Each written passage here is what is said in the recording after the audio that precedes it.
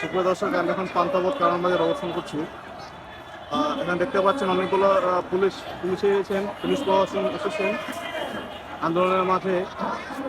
এখানে কিন্তু আমার বিজেপিদেরকেও লক্ষ্য করেছি। আমার সামনে গিয়ে দেখানোর চেষ্টা করছি আপনাদের।